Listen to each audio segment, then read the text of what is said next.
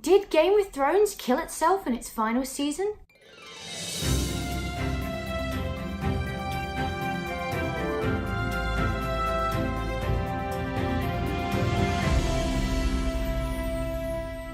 Hi there and welcome to Circuit the World. My name is Alice and today we are going to discuss Game of Thrones Season 8. People are upset, disappointed, annoyed, infuriated by the way that Game of Thrones finished. There's been a lot of debate online whether people are just angry because certain characters did certain things, whether people are just upset because their characters didn't get happy endings. Do let me know down in the comment box below, what did you think of the final episode of Game of Thrones? Were you disappointed? Were you satisfied? Were you angry? Happy?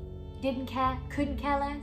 Do let me know down below because I'd love to hear your thoughts. One of the things that for Game of Thrones for me was awesome because it was just like, oh, you're attached to this person? He's dead. Oh, you really liked her? Dead. Hey, this character's pretty cool. Dead. There was always stakes. No one was ever safe. Any tiny little thing could take anybody out. We'll get on to tiny little things taking people out later. But the biggest thing to me about Season 8 was I desperately wish they'd have given us those 4 other episodes. What I want to say is I'm not disappointed with it because of certain characters' endings. I'm not disappointed with it because of certain things that happened.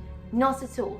I'm disappointed with it because comparing it to the other 6, maybe 7, season 7's up for debate, but 6 definitely seasons that preceded it, it was so flat and it was nothing and it just felt like such a letdown to have come so far to kind of have nothing at the end of it. The biggest thing that people seem to be saying is the problem, and I wholeheartedly agree, is that it was rushed. The writing feels very, very rushed throughout the entire season. Don't get me wrong, I know that I think it was 55 days it took to shoot, or 55 nights to shoot the Battle of Winterfell with the Night King, and that's not working hard. That's not busting your ass off. But the thing is, you can bust your ass off. Even me doing these videos, I can bust my ass off, put my whole into it, and do all I can to make it the best it can be.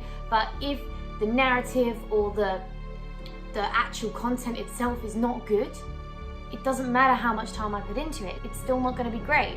I also heard rumour that HBO was very much like, you know, take the 10 episodes, take the budget you want, do it right. Whether that's true or not is debatable because unfortunately conglomerates don't usually care too much about how the fan base reacts, shall we say. Let's say that they'll happily scrap something they've done before just to beat that cash cow a little bit more, which is sad, but true. It's very possible that D&D just wanted to be done with Game of Thrones because they knew it was finishing and they wanted to move straight into Star Wars. So that could be it. But cinematography of the entire 6 episodes, phenomenal. The music, I need the album. I can't find a word to describe it. It was that good. The storyline and the way the characters acted and interacted, not so good. There were some really big moments in this season, you know, defeating the Night King, taking on Cersei's death, Daenerys' death, Jon's trial, Tyrion's trial, there was some really big moments that didn't have time to breathe. I said this before in my Avengers Endgame video, which you can check out if you want to. Time jumps, time hops, time travel doesn't work. It normally brings up more questions than it answers. If you've seen Endgame, think back to how many questions you have about that 5-year time jump. There's just so many questions you get when you time jump and when you time hop, when you leave things out. I get that there are time constraints. Sometimes time hops work. When big events don't get missed out or completely ignored during that time hop. How did everyone find out that it was Jon who stabbed Daenerys and the dragon flew off with her? Really? Would anyone believe that story? Oh yeah, so I stabbed the queen because I was in a moral conundrum and just thought it was best for everyone, and I couldn't take the throne from her myself because I loved her, but I also couldn't see her rule on it, so I had to kill her. Dragon got really angry. I thought he was going to kill me, but he actually torched the Iron Throne, so now that's all melted, and then the dragon just kind of took her and flew away. What can you do? Seems like a weak story, no? I mean, I know that's exactly what happened, but imagine just trying to explain that to somebody else. And like, what it means is they all believed him. What it also means is he admitted he did it. Unpopular opinion, but probably one of my least favourite characters because he was always so naive. Naive is the best word to describe Jon Snow, and especially in a TV series like this, when you're like, come on, you're not learned from your mistakes yet? Maybe kind of think before you act. He could have got out of that. He could have got out of that so easily if that's how they found out what he did. Which it had to be, because nobody else bloody well knew. How did Grey Worm react when he found out? Did he try and kill Jon? If he'd have told Grey Worm, oh yeah, by the way, sorry, I just stabbed Daenerys and the dragon's taken her, but she's dead now. Do you really think he'd have gone, cool bro, trial? The character way they'd set up Grey Worm at the end of it was that he would go, oh really? Now I've stabbed you. Say lovey. Okay, there were some points during the entire season, like the first 40 minutes of the Battle of Winterfell episode, nothing happened. It is 40 minutes of build-up. Tick-tock, let's go. Let's just get the fight started. When they had time to do that, and then didn't pad out bits that needed padding out, like everyone's reaction to finding out Jon had stabbed Daenerys, which is not in character for him at all. But don't worry, we don't need to see that. That wouldn't be interesting at all to watch, would it? Not once in this entire season did Arya use her many faces. Especially with the penultimate episode, when it's set up that Arya is super angry at Daenerys because she killed all of these innocent people. It's like war look in her eyes. But that whole setup with her, and you're like, bring me the next episode, she's on a rampage, Jon's gonna have to try and persuade her not to do it, but she's gonna say, go away Jon, I'm doing it, she killed innocent people, she can't live, you have to rule now because she is being taken out. Sorry, not sorry. That entire last episode, what did Arya do? Apart from tell Jon, wasn't quite right what she did, was it? Cersei was killed by a rock. That's it. That really annoyed me. She's done nothing but drink wine, complain about elephants and stare out the window for season 8. But for 7 seasons, she was literally built up to be the personification of evil. She was playing for no one but herself and her up-and-coming kid. Which, why was that even a thing? What did it bring to the story? Absolutely zilch. What you really wanted for audience satisfaction was to see a head-to-head with Daenerys and her, or even Arya walking in and being like, surprise, mother. And that would have just been so good to see, because that would have given Arya a nice arc. It would have really brought home in why she did everything she did and gave her so much more purpose.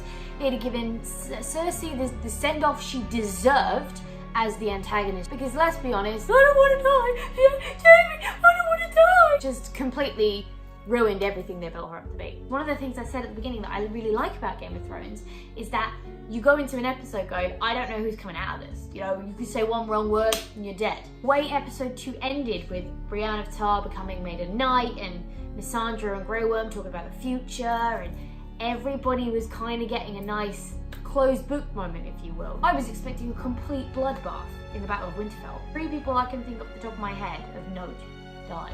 It was no stakes, and from that moment on I thought, we're not going to lose anyone else. I can't see us losing anyone else until somebody gets killed for the throne. I found that a little bit upsetting. It was such a wonderful, diverse, different thing about the whole TV series, was that you go into it, you don't know who's coming out, which is why I never formed strong affiliations with characters, because I thought the minute I do, they're just going to kill off my faves. To have all of the stakes completely cleaned off the table, like Jon pretty much gets killed 4 or 5 times, and the amount of times in that Winterfell fight that they're in a dire situation, you sat there going, oh, no, and then they cut to another scene and cut back and oh, they got out. Oh, everyone's okay now, everyone's fine. I didn't have a problem with Daenerys torching down King's Landing.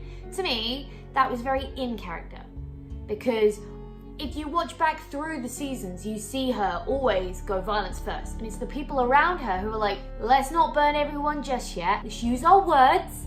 For her to then in the end go, I'm going to burn everyone because that's what I want to do.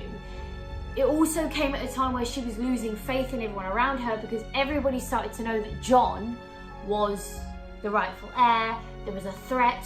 People were starting to side with Jon. She knew people would side with Jon more than her.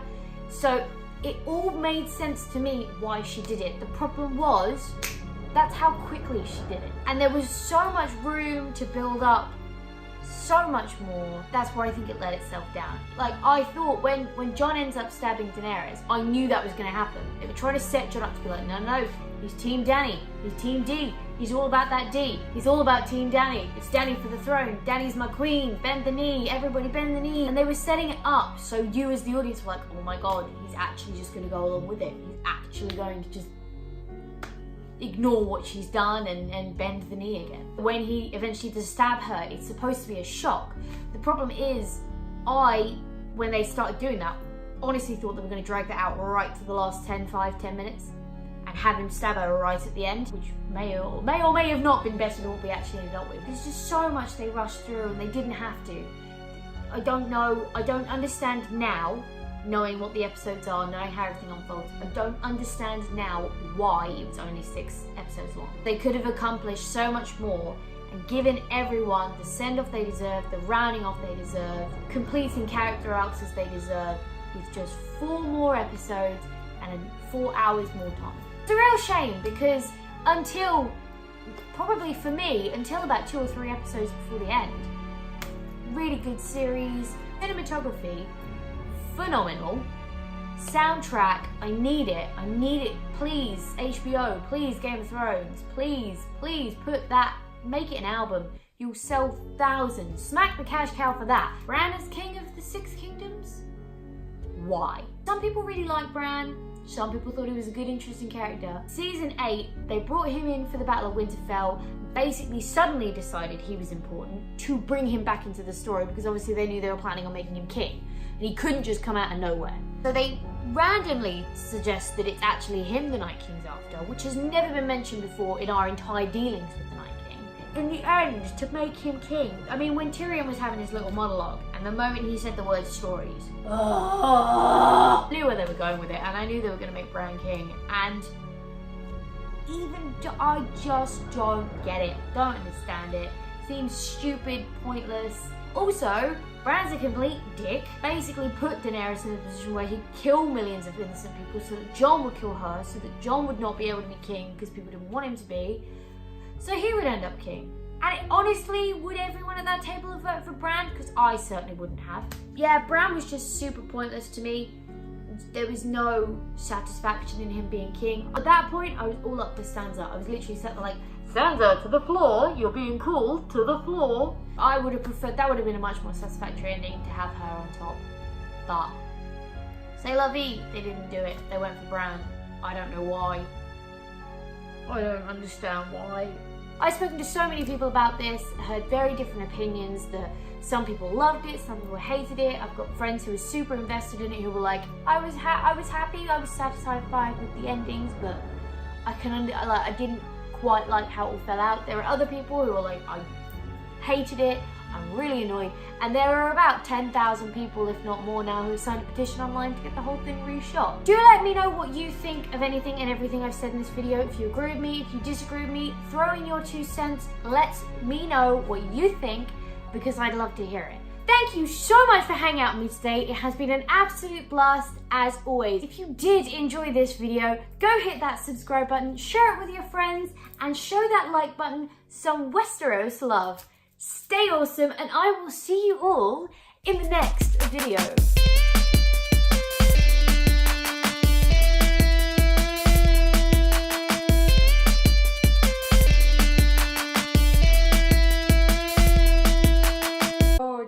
I think that just turned into me rambling and getting angry.